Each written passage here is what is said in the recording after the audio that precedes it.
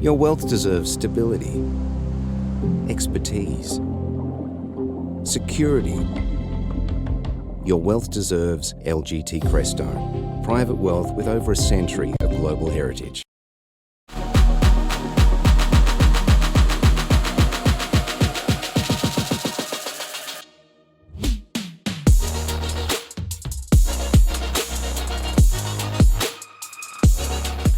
Welcome to the Global View on this Tuesday. Well, let's get across global equity markets, which were mixed overnight with UK and German bourses slipping slightly.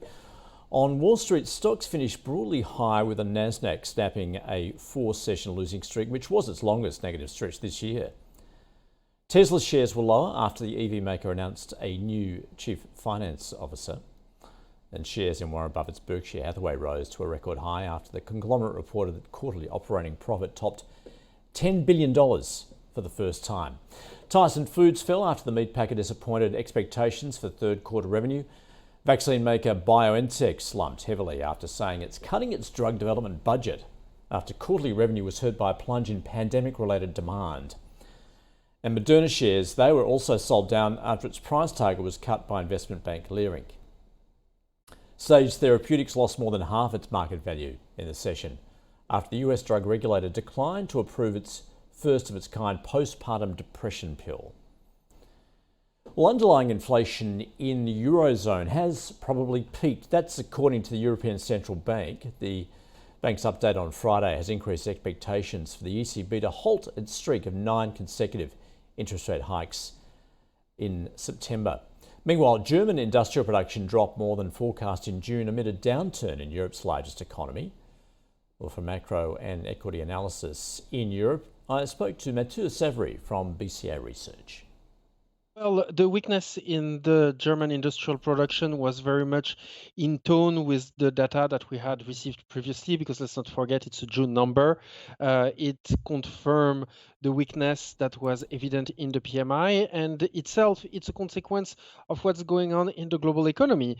And as of June, the global activity number, the global PMIs, activity in China, and so on, were all very weak. So really what's going on is simply that Germany continues to suffer from the weakness in the global industrial cycle.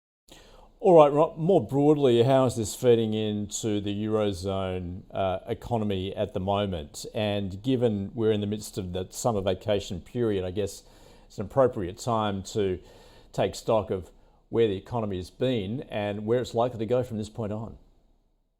Yeah, the German economy has been the weakest spot in the European economy because it is the economy most exposed to the industrial sector in Europe. So it's been very logical that Germany has suffered the most in an environment where global industrial activity is very weak. But going forward, there are a few signs that points towards some uptick here.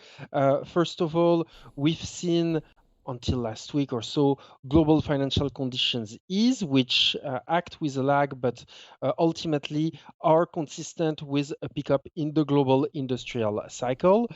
Secondly, we've seen an adjustment in global inventories that really contributed to the problems in the global industrial cycle and in the European industrial cycle as well. That seems to be mostly in the rearview mirror as of now. And thirdly, we look a lot at the Swedish economy at BCA Research because it's a small open economy that's very sensitive to the global industrial cycle and tends to pick up first changes in the direction of the global industrial cycle because Sweden sits very early in the global supply chain. And what we've witnessed there is that the new order to inventory ratio is really picking up quite smartly right now, which historically presage an improvement in global new order and global industrial activity. And when we compare what's going on in Sweden, looking broader measures, diffusion index of overall economic activity in the business sector, what we see is also a pickup that suggests that European industrial activity will strengthen. Beyond industrial activity, what's very optimist for the European business cycle is that we are seeing inflation decrease. And that points toward a pickup in real wages in the Eurozone. And as we expect further downside in inflation in the coming quarters, that means further upside to real wages. And what's happening in conjunction with that is that consumer confidence is picking up, their willingness to make large ticket purchases is increasing, their assessment of their financial situation is improving, and all of that suggests that the contraction in real consumption that we've witnessed over the last 12 or 18 months is likely to end in the remaining months of the year.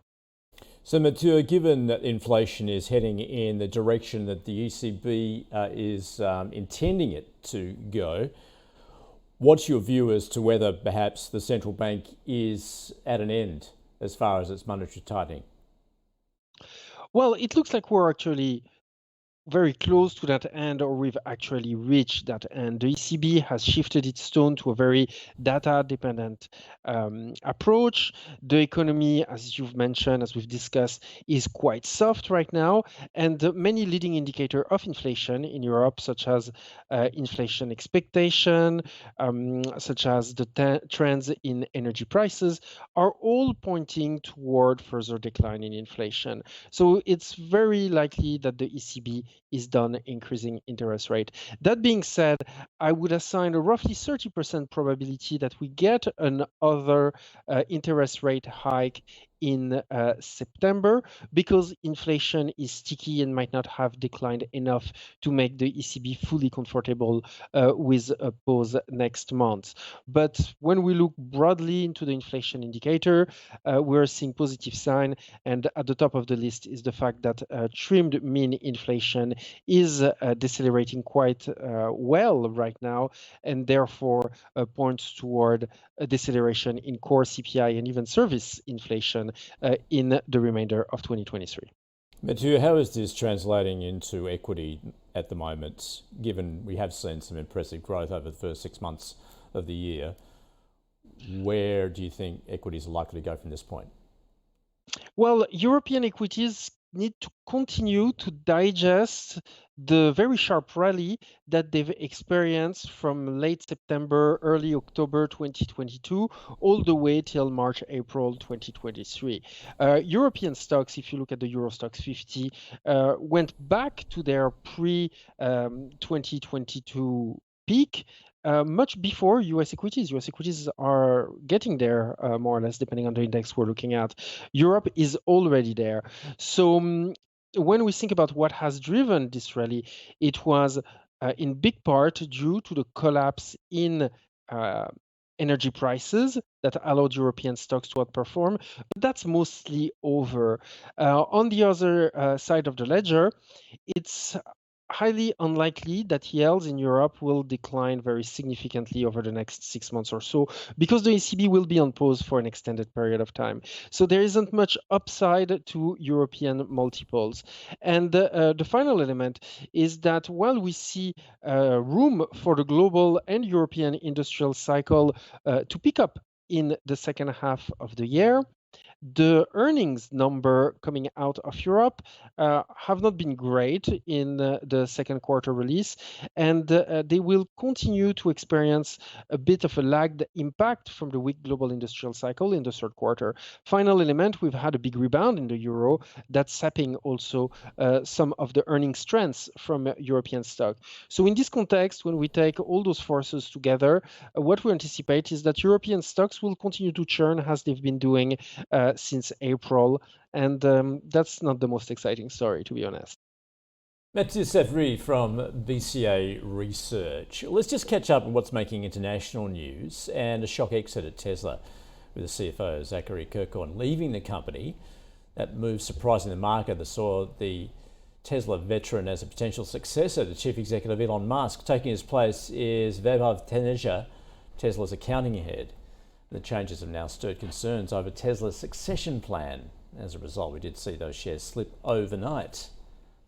Elsewhere, US trucking firm Yellow Corp has filed for Chapter 11 bankruptcy protection, accusing the Teamsters union of driving it out of business and sparking an angry response from the Labor group over the company's financial management.